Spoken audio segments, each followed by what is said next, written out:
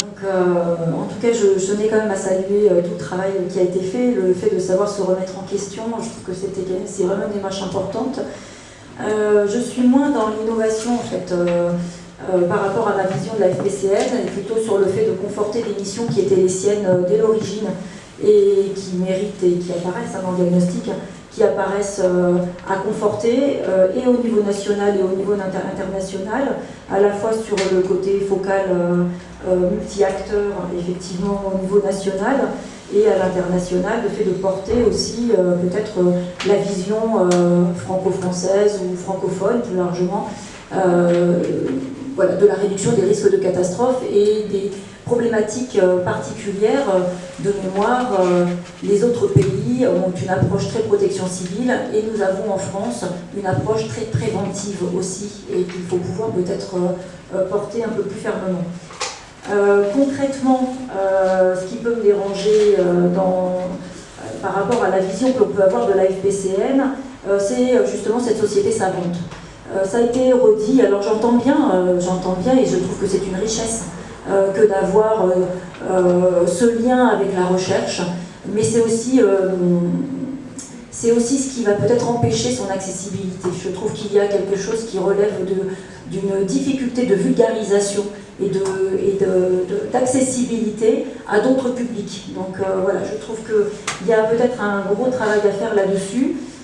Cette vulgarisation, elle est à la fois sur le message que peut être amené à formuler la FPCN, mais aussi sur, justement dans son lien avec la recherche, le fait de mettre à la connaissance de tous et de façon accessible toujours les résultats de ces recherches. Donc être cette courroie de transmission avec tous les publics. Il faut que j'arrête, c'est ça? Ah bon. Je vous vois danser à côté. Daniel n'est pas modérateur. Et donc je ne vais peut-être pas continuer trop longtemps, je reviendrai peut-être sur d'autres points, mais l'action en territoire aussi, c'est un point que j'ai trouvé important, qui a été identifié dans le diagnostic. L'action en territoire, oui, mais effectivement pas à la place de tous ceux qui font déjà en territoire. Donc ça, vous l'avez souligné, Monsieur Legrand, la façon dont vous perceviez en tout cas cette articulation, ce qui me paraissait pas mal. Et il me semble que la FPCN, effectivement, peut agir en territoire, il n'y a rien de l'en empêche, et c'est comme ça qu'elle gagne en légitimité aussi sur ce qu'elle peut être amenée à formuler au niveau national. Mais peut-être voilà, essayer de travailler sur les actions pilotes, la notion de laboratoire de territoire, et peut-être après travailler sur la méthodologie, le fait de transférer, la notion de transférer, la faire peut-être sous forme aussi de tutorat. C'est-à-dire à un moment donné la FPCN accompagnant des acteurs de territoire à se saisir d'une action qui était remarquable. Voilà, c'est peut-être une façon qu'il serait intéressant d'articuler, de mieux travailler. Dernier point alors, hein, l'ADT, enfin je pensais aussi à la recherche. Il y a, semble-t-il, une volonté de trouver des financements aussi, mais voilà, dans le domaine de la recherche. J'avais en souvenir d'un organisme qui s'appelait la DTEF. Voilà, peut-être que la FPCN pourrait à un moment donné aussi avoir un rôle un petit peu équivalent pour s'adjoindre les services effectivement et du monde de la recherche et de la société civile et du privé pour répondre soit à des appels en termes de recherche ou des appels, éventuellement aussi des appels d'offres d'ailleurs. Voilà, peut-être aussi travailler dans ce sens. Et enfin, je rebondis aussi sur le côté structurel qui me paraissait important. Le côté structurel, il y a toute cette mission d'animation qui semble être une difficulté en termes de ressources humaines. Et là, peut-être que les adhérents et partenaires de la FPCN pourraient imaginer sur des missions tout à fait particulières liées au fonctionnement de la FPCN pour l'aider, des missions un petit peu tournantes à court terme. Donc j'ai en cela un exemple que l'on travaille avec l'IRSN, avec l'Institut de radioprotection et de sûreté nucléaire, sur un site de cartographie citoyenne. Et en fait, on est 3 acteurs. Et chaque semaine, on a en titre le fait d'être webmaster du site. Et c'est chaque semaine, en fait. Donc ça nous oblige à avoir ce lien et ça nous oblige à être complètement investis sans que ça prenne trop de temps sur nos propres charges de travail. Et dernier point, le fait qu'effectivement, en tant que partenaire, on a probablement aussi à se remettre en question sur le côté proactif que l'on peut avoir auprès de la FPCN et sous quelle forme. Donc voilà, des idées, on peut en avoir beaucoup. Alors, au niveau du fonctionnement, c'est vrai que quand j'ai approché de plus près la commission mixte inondation, j'ai voulu travailler avec la FPCN et que j'ai été un peu rebuté parce que j'avais vraiment le sentiment que c'était une association, en effet, d'ingénieurs généraux, de scientifiques, et que moi, élu et volontaire pour avoir une fonction dans le domaine des inondations, je ne me sentais pas à ma place dedans et je m'en suis éloigné, je vais dire naturellement, normalement, enfin, je veux dire.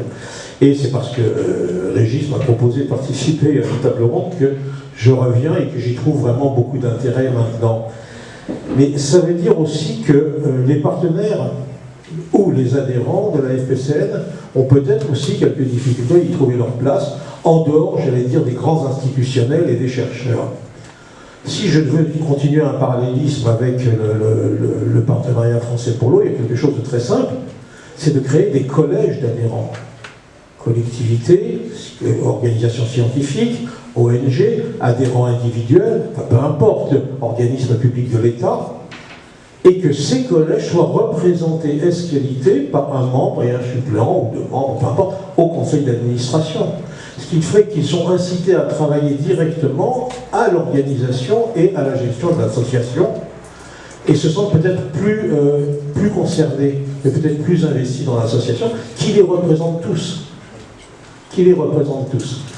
Par ailleurs, on a posé ce matin la question de la problématique de la valorisation. Il se trouve que je m'occupe d'une autre association qui s'appelle Arceau, qui est une plateforme de rencontre entre scientifiques, politiques et techniciens. Et que nous faisons de la valorisation de recherche aussi par la publication, avec l'aide de l'Agence de l'eau, du ministère, de l'Agence française de la biodiversité, des travaux des scientifiques sous forme de plaquettes, sous forme de la tenue d'un site internet, par exemple pour ce qu'on appelle le plan Pyrensen, mais pas uniquement. Il y a les observatoires de la pollution urbaine, l'eau pure, dont nous allons reprendre aussi la publication des travaux.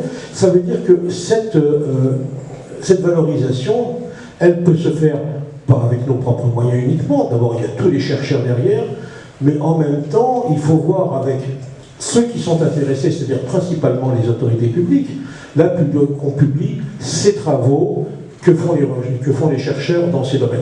Voilà, sur le plan de l'organisation, je ne connais pas suffisamment l'association pour rentrer dans les autres détails, mais je pense qu'il y a un modèle de type, pas dire fédératif, mais avec des collèges dans lesquels chacun se retrouverait, me semble une bonne solution. Le dernier point que je voulais évoquer aussi, ce sont les groupes de travail. On a pris pour habitude, nous en tout cas à Arceau, d'avoir des groupes de travail qui sont toujours en binôme, entre un chercheur et un technicien ou un élu. En général, un technicien plutôt qu'un élu. Et que donc, dans ces conditions, il y a à la fois la recherche fondamentale, à la fois le groupe la vision opérative, et que ces groupes de travail sont aussi ouverts à des gens extérieurs qui n'ont pas payé d'adhésion à l'association, mais qui sont souvent soit des doctorants, soit des chercheurs, soit des techniciens d'autres collectivités. Et ça permet d'avoir aussi une richesse sur le rendu des travaux qu'on se donne, lesquels groupes de travail, je termine là-dessus, sont validés d'abord par le bureau et reçoivent une petite somme d'argent pour leur fonctionnement de la part du conseil d'administration. Donc c'est quand même en même temps cadré. Voilà ce que j'avais à dire. Oui, donc juste un petit préalable à nos réflexions, je pense que c'est important de le redire, c'est que pour nous, on a besoin d'une AFPCN et qu'il a aussi également besoin de la faire évoluer. Et moi j'ai retenu, si je retiens un point du diagnostic, c'est que un point important, c'est que finalement c'est l'impression d'un cercle fermé. Enfin, moi c'est ce qui m'a un petit peu choqué ce matin dans le diagnostic, qui est revenu à plusieurs moments et qui me semble complètement antinomique avec la fonction de la FPCN aujourd'hui. Je vais juste commencer mon propos par notre propre situation. J'ai dit tout à l'heure que j'allais un petit peu dire ce qu'il en est. Et pour montrer que finalement évoluer, c'est pas forcément tourner le dos à ce qu'on fait, et c'est pas dire que ce qu'on faisait c'est pas bien, mais c'est que le contexte a évolué et qu'on doit faire différemment aujourd'hui. On a lancé un audit interne au sein de la FEPTB il y a 4 ans, et qui finalement avait énormément de points positifs, beaucoup plus d'activités, de nombreux partenariats, des adhérents qui augmentaient, voilà, beaucoup de points positifs, mais que finalement on avait un point essentiel qui nous manquait, c'est qu'on devait défendre notre cause, notre ADN, j'ai entendu ça tout à l'heure, l'ADN de notre association, avec les autres acteurs. On ne pouvait pas défendre nous seuls notre cause. Et donc la cause qui est la gestion intégrée de l'eau par bassin versant au cœur de l'aménagement du territoire, hein, pour ceux qui ne sont pas au fait. Et donc on a créé l'année dernière l'Association nationale des élus des bassins, qui a vocation à remplacer la FEPDB, c'est la FEPDB nouvelle génération demain, donc on assure cette transition aujourd'hui. Et on est en train de mettre en place cette nouvelle association. Et je pense que la FPCN aujourd'hui elle est un peu aussi dans cette étape qui est souvent longue. Hein. Moi j'ai parlé il y a 4 ans, l'audit a commencé il y a 4 ans, donc on n'a pas encore fini. Je pense qu'on a encore 1 ou 2 ans devant nous pour stabiliser cette évolution. Et qu'aujourd'hui pour les risques naturels, je pense que c'est un petit peu pareil, qu'on est en tournant et que c'est d'autant plus important aujourd'hui de travailler ensemble. Et qu'on a besoin, alors je ne sais pas quel terme, mais de développer ce que j'ai appelé un pôle national des acteurs des risques naturels, qui soit à la fois dynamique et innovant. Et c'est aujourd'hui qu'on doit le mettre en place et c'est vraiment un moment un peu stratégique. Alors nous, on y voit 3 axes structurants à cette future association post-FPCN, je reviendrai peut-être tout à l'heure. Alors, le premier, c'est l'information, les échanges et le développement finalement de l'appartenance au groupe France. Il y a cette notion d'appartenance à un groupe qui est forte et qui doit aussi se développer donc sur ces notions d'information et d'échange. Le deuxième, c'est le transfert. On a beaucoup parlé de recherche, peut-être pas assez de transfert, mais je reviens tout à fait sur ce qui vient d'être dit. Je pense que là, il y a un vrai sujet à développer, transfert scientifique, technique et aussi sur toutes les notions de gouvernance, alors tant sur l'international que le national. J'y reviens aussi. Et le troisième axe, c'est le développement de projets partenariaux entre les membres de la FPCN et éventuellement des partenaires internationaux à mobiliser autour de ces projets. Alors, quelques éléments de réflexion qu'on a pu avoir et qu'on met au débat ici au sein de la FPCN. Pour le premier axe, donc les échanges, l'information et l'appartenance au groupe, je pense qu'effectivement, on en a aussi parlé beaucoup, c'est la question de communication, d'avoir une réelle stratégie de communication de la FPCN sur nos objectifs, nos valeurs et nos actions.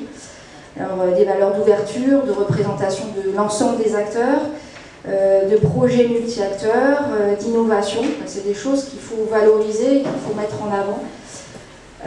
Et puis, donc, sur cette partie, je pense qu'il y a un certain nombre d'outils qui peuvent nous aider à développer tout ça. Il y a des pistes qui ont été abordées, il y a la plateforme qui se met en place, il y a plein d'autres outils. Le lieu, je pense, c'est important. Le projet que porte Régis aujourd'hui au nom de plein d'acteurs ici, c'est-à-dire que la localisation aussi d'un certain nombre d'acteurs sur un même lieu peut aussi faciliter les relations et la mise en place de projets tout en respectant les identités de chacune des structures.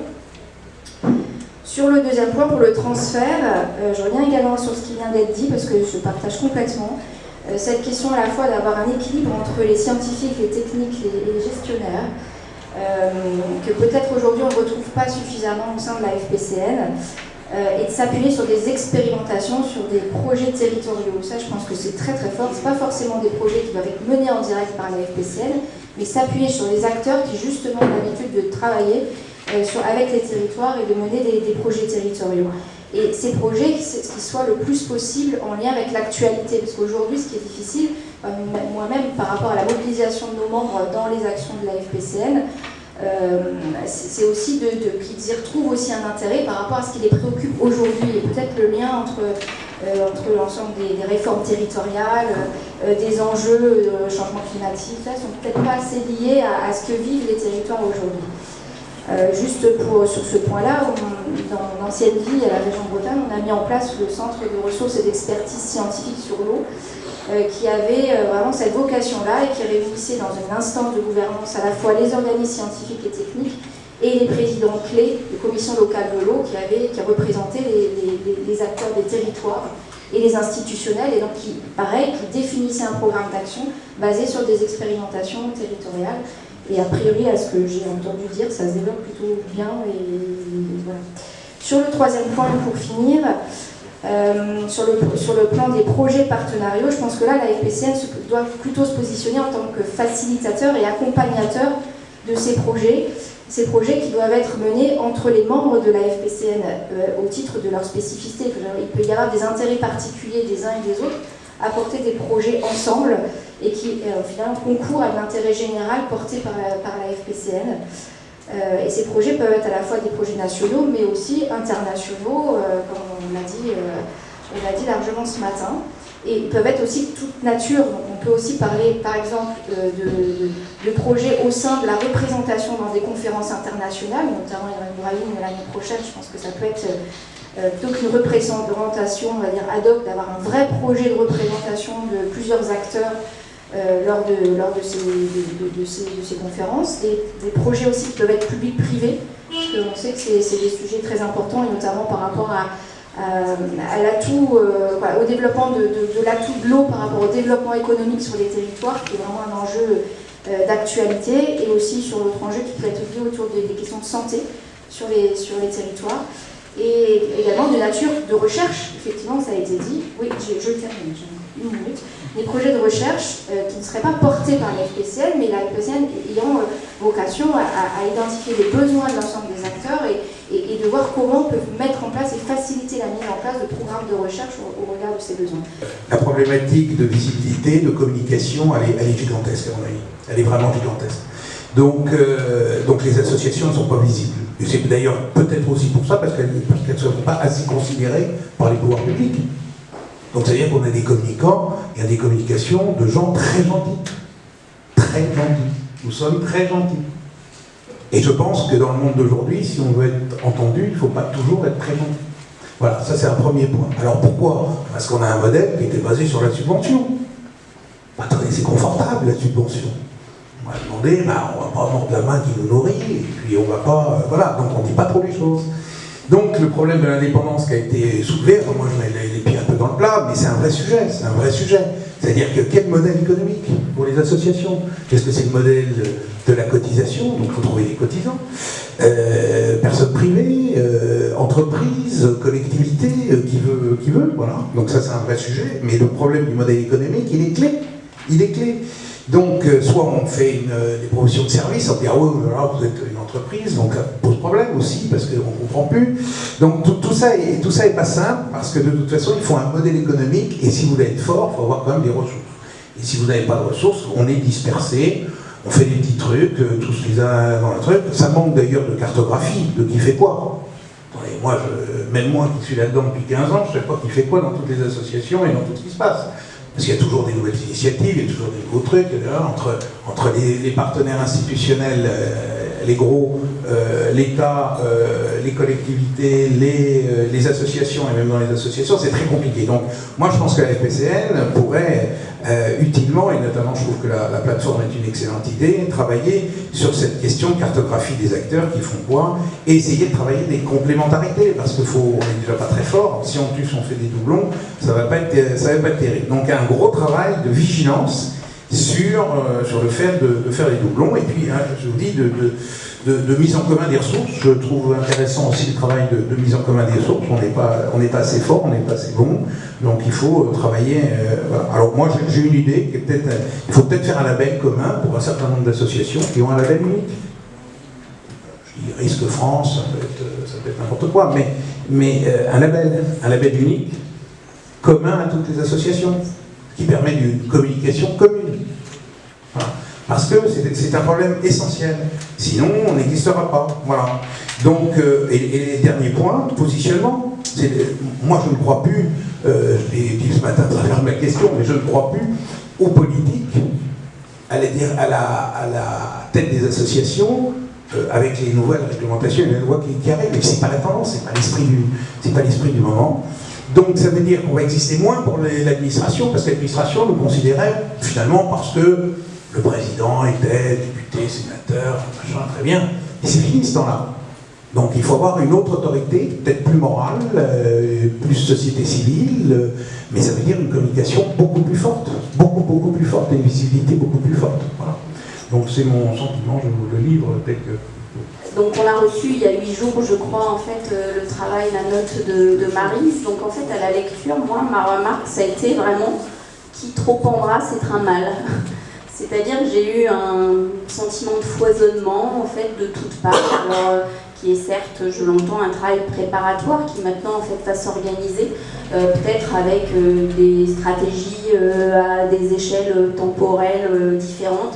Donc ça c'est à voir. Donc la première remarque, et ce qui trop embrasse et très mal, aussi je rejoins la remarque de Christian Somal, m'a posé vraiment question par rapport aux capacités après de la structure telle qu'on la connaît certes actuellement, mais sur sa capacité du coup à mener les travaux en fait qui étaient envisagés.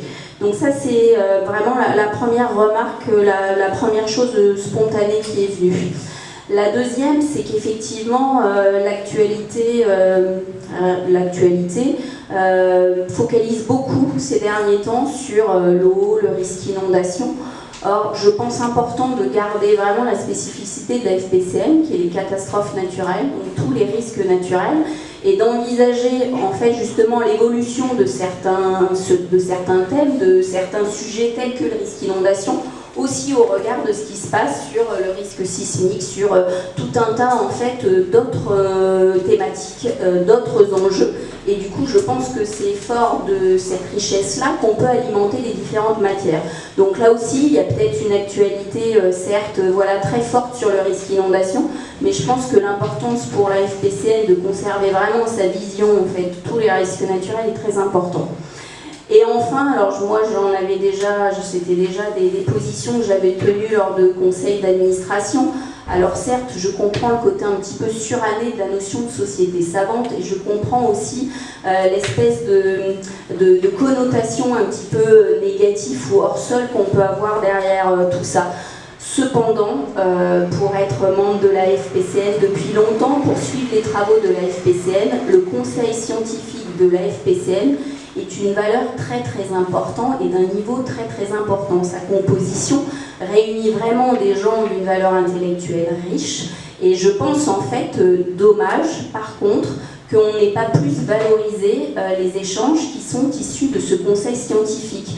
Parce que vraiment les personnes qui la composent sont vraiment d'une très grande richesse et permettraient à des acteurs plus de terrain, des acteurs en fait territoriaux, de s'enrichir aussi d'un certain nombre d'exemples qui existent dans d'autres domaines, dans d'autres études scientifiques. Et ça me paraît vraiment être une richesse, surtout qu'on a besoin en fait de cet aspect un peu comparatif, de cet aspect scientifique. Et puis évidemment, moi après l'autre chose, et je suis en fait le président qui a témoigné tout à l'heure, c'est que tout ça bien évidemment doit se faire dans un travail coordonné, dans un travail en respect total en fait de chacun de ses membres pour permettre d'impulser quelque chose de collectif, parce qu'autrement si ce préalable n'est pas rempli, ça me paraît très très difficile. Et puis sur la plateforme collaborative quand même, je suis surpris que mon voisin de gauche n'en ait pas dit un mot, parce qu'il y a quelques années quand même, nous avions vécu en fait ensemble une tentative de montage de plateforme collaborative qui n'a pas été réellement en fait un succès. Et je revois quand même dans cette expérience-là des mécanismes un peu similaires qui sont en train en fait de se dérouler sur la mise en œuvre de la plateforme collaborative et je trouve ça dommage parce qu'effectivement il y a déjà eu des tentatives, je sais plus c'était il y a 5 ans, 6 ans. Oui, il y a 4-5 ans on a fait voilà. Voilà, et donc je trouvais intéressant en fait de s'appuyer sur cette expérience pour savoir en fait quels en avaient été les points positifs, les points négatifs, et peut-être ne pas recommencer en fait les mêmes erreurs. J'ai été très attentif et apprécie la remarque de M. Markovitch, qui mérite peut-être d'être précisée sur le terme, mais de cet aspect de collège qui permettrait aux associations de terrain, encore une fois, de s'exprimer librement. Le but étant, et ça va rejaillir sur autre chose, c'est que nous comprenons parfaitement qu'il y a tout un tas d'angles d'approche qui ont leur propre sensibilité, d'élus d'une part, d'administration d'autre part, mais il faut également que l'angle d'approche des populations puisse s'exprimer clairement avec ce qu'elle peut apporter. Alors, je disais, elles ne sont peut-être pas très bien représentées, elles comprennent tout à fait ce problème de rebond parce que nous-mêmes, nous subissons tout à fait ce besoin de rebond pour des tas de raisons. Par contre, un des points dans notre propre introspection qui est ressorti, des points forts qu'on a, ça peut aider justement à la participation, c'est la connaissance des gens de terrain, du terrain, un raisonnement et une approche concrète, et surtout une soif de résultats tangibles, parce que le but pour nous, c'est qu'on tire des enseignements des catastrophes pour que ça ne se reproduise plus. Alors, ayant dit ça, ça veut dire que, au contraire, on est prêt à participer à cette action de rebond, et dans les éléments positifs auxquels on adhère, c'est le travail en commun, la mutualisation des expériences. Mais pourquoi? Dans quel but? Surtout pour nous, et là c'est la grosse critique qui est ressortie chez nous, c'est cette absence de concret, de production concrète, et donc on voudrait participer, mais à condition qu'on trouve tous les moyens pour que ça débouche sur des résultats tangibles, des résultats concrets, on l'a dit, appelons ça production concrète. Je parlais tout à l'heure de la bonne expression. Là, au contraire, c'est un élément positif. C'est la bonne expression dans ces actions concrètes. J'appelle ça de mission. Ce que je veux dire, c'est que ça peut être, on parle de groupe de travail, mais pas forcément de groupe de travail structuré à l'intérieur de la FPCM, mais ça peut être aussi des groupes de travail pluridisciplinaires auxquels participerait la FPCM pour y apporter son crédit, son aura, qui pourrait être un peu un incitateur. Donc, tout ça pour dire que justement, le point fort sur lequel on s'appuie pour la FPCM, c'est cet aspect de rigueur et de neutralité intellectuelle qui permet à notre vision, à notre angle d'approche, de pouvoir librement s'exprimer, sachant qu'il y a un fédérateur. Et deuxième aspect positif, c'est ce rôle de facilitateur qui est dit tout à l'heure. J'appelle d'aimable ou d'amiable compositeur, qui permet de bien mettre de faciliter justement l'expression de chacun. Alors après, des groupes de travail, il y en a un certain nombre. Comme je disais, ça peut être à l'extérieur, et ça peut être à l'intérieur de projets qui ont été vus. Et là où je rebondissais, c'est, j'imaginais moi, que le conseil scientifique, parce qu'après on a un besoin de force de frappe finalement, pouvait être un des éléments de la force de frappe face à des problèmes qu'on va rencontrer. On a des angles d'approche, et puis, bon, je pense par exemple aux analyses post-crise ou pendant les crises, on peut avoir des approches tout à fait différentes, mais on peut avoir peur a priori. Et le recours justement à un conseil scientifique, si on a bien les spécialistes ad hoc, peut être de dépassionnaliser, d'objectiviser un petit peu le vrai problème afin d'avancer et d'avoir un axe de progression, comme je disais, de rigueur et objectif. Voilà. Une des questions qui a été posée en préparation de la table ronde, c'était finalement quelles sont les valeurs qu'on aimerait voir confirmer, renforcer ou naître peut-être de cette AFPSN rebondie, avec un petit jeu de mots. Quand je lis vos axes stratégiques et vos valeurs dans le document de diagnostic qui a été très bien fait, donc je vous remercie vraiment pour la qualité et l'écoute aussi dont vous avez fait part dans les entretiens préalables. On parle de rigueur, d'indépendance, de partage, de responsabilité. Alors c'est vrai que je pense qu'on l'a dit tous autour de la table, ça a été dit dans la table ronde précédente et lors des échanges ce matin, c'est vrai que vous êtes reconnus par la rigueur des travaux qui sont menés, des réflexions. Le partage, c'est vrai que le partage existe, mais on voit qu'il faut vraiment qu'il soit renforcé. La notion de collectif a été évoquée par l'un d'entre vous et je l'avais également noté comme étant quelque chose d'important, ce travail partenarial, ce collectif, ce consensus autour de certaines notions. Cette notion d'ouverture également dans les valeurs me paraissait importante et d'écoute, comme Maryse a pu l'exercer pendant le travail sur le diagnostic et le fera pour la finalisation, me paraît également importante. Et ce matin, j'évoquais l'écoute territoriale, j'y reviendrai. Côté AFPS, alors on l'a dit, le président s'est exprimé, a dit on a déjà de nombreuses collaborations qu'on veut se voir renforcer. Richard Guiland est intervenu ce matin et a mis en évidence qu'on avait une expertise particulière à la FPS, qui n'est pas l'inondation mais qui est le risque sismique. On peut vous apporter cette expertise particulière sur le génie parasismique, même si le cœur des membres de la FPS sont plutôt des ingénieurs structures. On a également de l'interdisciplinaire et bien d'autres disciplines, et c'est vrai que sur la partie bâtiment, résistance des structures, on peut apporter quelque chose. Réciproquement, on a besoin de votre côté, même si on va sur des champs gestion de crise, reconstruction, post-événement, on a besoin de votre approche intégrée et multirisque. Donc là, je rebondis sur ce qui a été dit par Stéphanie Bidot pour peut-être nous ouvrir, nous apporter un recul qu'on n'aurait peut-être pas suffisamment dans nos membres ou qu'on n'arriverait pas suffisamment à apprécier. Donc on vous attend là-dessus.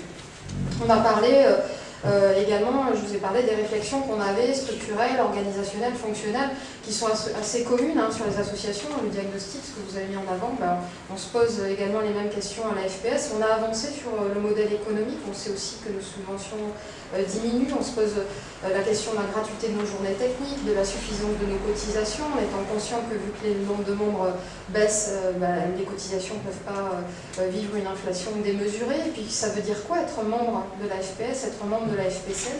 On l'a dit ce matin, qu'est-ce qu'apporte l'association aux membres et réciproquement, quelle est la responsabilité, le rôle d'un membre également de la FPCM, j'en reparlerai. Sur le contexte de moyens décroissants, je dirais, au niveau national sur le soutien des associations, qui a été également mis en exergue, c'est vrai qu'il faut qu'on soit complémentaires. On sait, parfois on est redondant avec vous sur certaines actions. On ne le vit pas comme de la concurrence, mais on le vit comme finalement un chemin imposé de mutualisation pour être plus efficace, aller plus vite et limiter les moyens qui sont de toute façon également en termes de moyens humains limités dans un fonctionnement associatif. Ce que j'ai pu retenir avec ma casquette à FPS sur le diagnostic qui m'a fait réagir, c'est ça rejoint l'intervention de Richard Wieland ce matin. Donc, certes, il faut être. L'association est là pour apporter un regard neuf, un recul, une vision du terrain, une vision différente et prospective sur le cadre réglementaire et législatif. C'est de partir du terrain, avoir des actions concrètes, faire preuve d'innovation et ensuite démultiplier. Là-dessus, j'attends l'appui de la FPCM pour avoir un regard critique sur ce qu'on peut faire, avoir votre vision, votre recul, votre expérience. On a dit société savante, personne d'expérience. On vous attend là-dessus pour nous accompagner et permettre de dépasser certaines actions qu'on aura pu lancer et peut-être de les démultiplier au niveau national. Se pose également la question de la performance des actions qu'on mène. Là-dessus, on ne sait pas comment aborder ça. Quelle est la performance de l'action publique aujourd'hui? Comment elle se mesure? Les indicateurs à mettre en place? Là, on a besoin de vous. Et donc, votre ancrage territorial pour nous est très important sur la zone sud. La déconcentration des actions a été citée sur la table ronde 1 et je pense que c'est très important. On vous attend pour mobiliser en local, créer également des instances d'écoute locales qui ne soient pas forcément de type CDRLM, et puis pour nous enrichir. Donc beaucoup d'attentes.